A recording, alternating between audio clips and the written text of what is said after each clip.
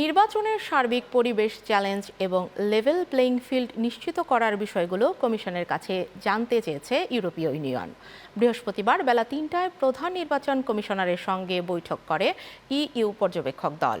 বৈঠকে অপপ্রচার ঠেকাতে মেটার সঙ্গে আলোচনার বিষয়টি ইউরোপীয় ইউনিয়নকে জানিয়েছে ইসি। বিস্তারিত শাহিনুল ইসলাম সাগরের প্রতিবেদনে। আসন্ন নির্বাচনকে সামনে রেখে কূটনৈতিক মহলের তৎপরতা বাড়ছে। এরই অংশ হিসেবে প্রধান নির্বাচন কমিশনারের সঙ্গে বৈঠক করেছে ইউরোপীয় ইউনিয়নের নির্বাচন পর্যবেক্ষক প্রতিনিধি দল।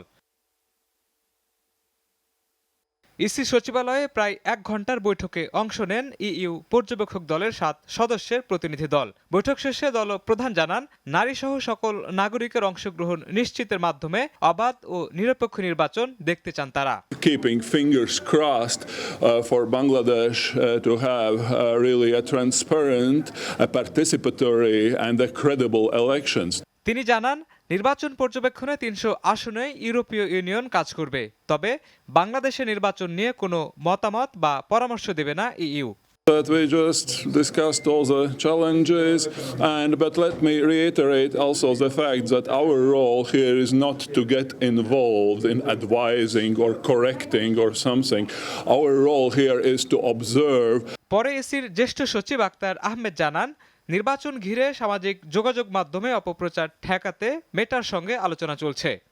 অপতথ্য যেটা আছে, তথ্যের অপপ্রচার, এই জিনিসটাই আমরা চেষ্টা করছি যতটুকু, এবং আমরা আশা করি যে এটাকে একটা সম্মানজনক পরিস্থিতিতে নিয়ে যাব।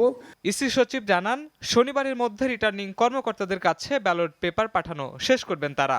ব্যালট রিপ্রিন্ট করতে হয়েছে বা চেঞ্জ করতে হয়েছে, তো সেই কারণে ৭ তারিখ, আদারওয়াইজ আমরা we are on time. Commission জানিয়েছে, নির্বাচনী আচরণবিধি বাস্তবায়নে ৮ থেকে ১৪ ফেব্রুয়ারি পর্যন্ত সারা দেশে মোবাইল কোর্ট পরিচালনা করবেন নির্বাহী ম্যাজিস্ট্রেটরা। শাহিনুল ইসলাম সাগর, চ্যানেল 9, ঢাকা।